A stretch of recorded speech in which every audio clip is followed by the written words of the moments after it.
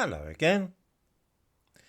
Most of us know the debt of gratitude which this country owes to the Royal Air Force, who warded off the Luftwaffe in 1940 and made the invasion of this country by the Wehrmacht an impractical enterprise. At that time, nobody was worried that, with one or two exceptions, the pilots of the RAF were all white men. Times change, and all those white men are now a frightful embarrassment for the RAF because they want to see more black faces and more women. There are difficulties achieving this, of which I shall talk later, but in the meantime the RAF wish to ensure that 20% of their recruits belong to ethnic minorities and 30% are women. Progress is lamentably slow, and so somebody came up with the luminous idea of stopping the recruitment of white men. If they only took women and black men for a while, surely that would increase the proportions in the RAF over all of those two groups. This has caused the head of recruitment for the RAF, a woman herself by the way, to resign in protest at such idiocy. In the description to this video, I give a link to a piece about the background to this.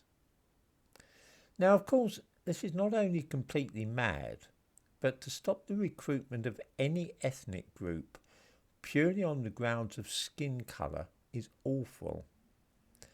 I'm sure there's a word for that kind of thing, which is to say refusing to employ certain people because they are the wrong colour, but I cannot offhand remember what it might be. I think perhaps it begins with the letter R.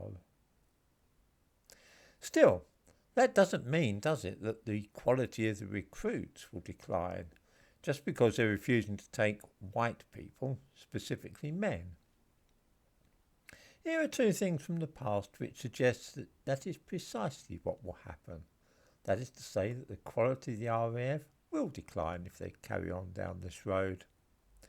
A cautionary tale from across the Atlantic shows one disadvantage of this sort of thing. One need only look at what happened in the United States Navy when there was similar pressure over gender. On the 25th of October 1994, a woman called Cara Spills Haltgreen was killed as she attempted to land a fighter plane onto an American aircraft carrier on a routine training mission off the coast of San Diego.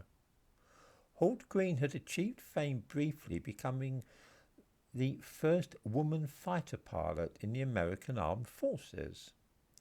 Her accomplishment was the subject of controversy, though, after her death, for it was alleged that there was political pressure on both the Air Force and Navy to produce a female pilot in order to demonstrate that there was no sexism in the armed forces. Rumours, which were later confirmed, suggested that men were overlooked for qualifications so that the Navy could produce the first female fighter pilot. Haltgreen had failed her first test, and there were those who said she wasn't of sufficiently high calibre to be a pilot landing aircraft on the decks of an aircraft carrier. There was also a suspicion that the Navy had rushed the process of allowing Haltgreen to qualify because they were determined to beat the Air Force in having a female fighter pilot. How true all the stories about Cara Spills Haltgreen are is still a matter of debate, but there can be little doubt that there was a fixed desire to appoint a woman as a fighter pilot on ideological grounds in the interests of diversity and inclusion. Britain's Royal Air Force is now under similar pressure, and the race is on to show off a few female pilots. What about getting more minorities, though? Any problems there? Well, most Indians would rather become doctors, solicitors and accountants and respectable professions like that rather than joining the RAF. So it is Africans and Caribbeans that the RAF might end up with. This presents a new difficulty, though.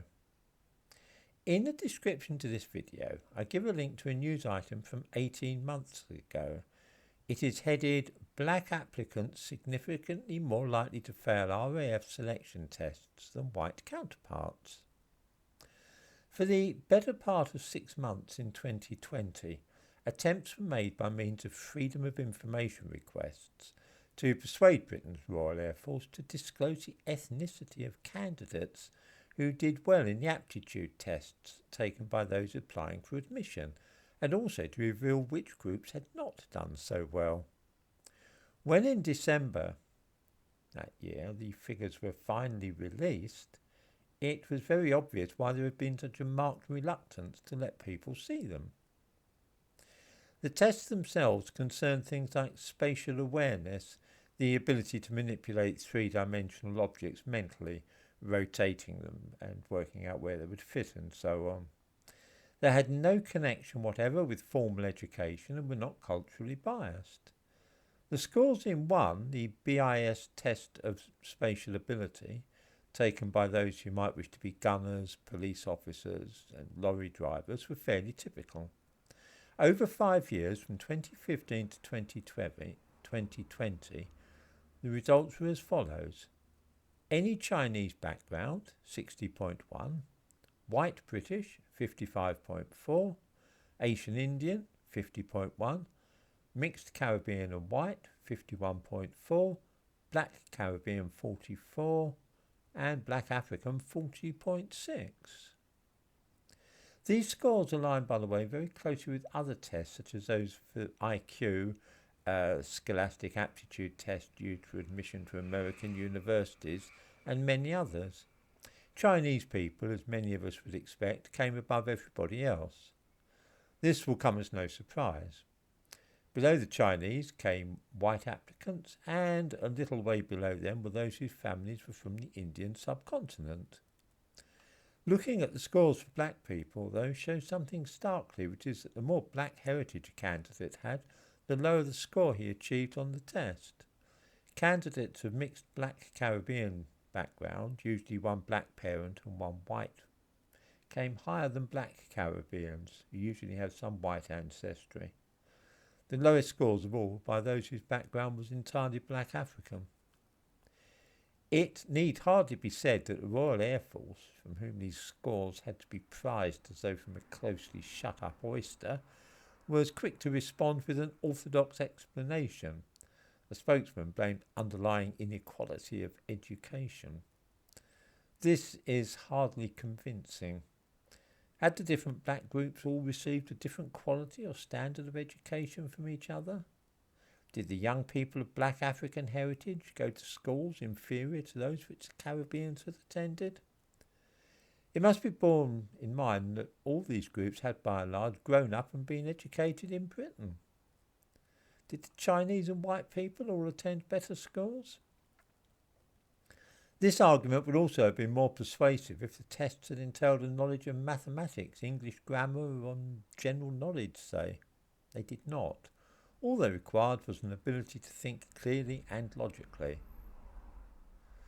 So any notion that the tests could have been culturally biased in favour of Chinese and white people may be abandoned.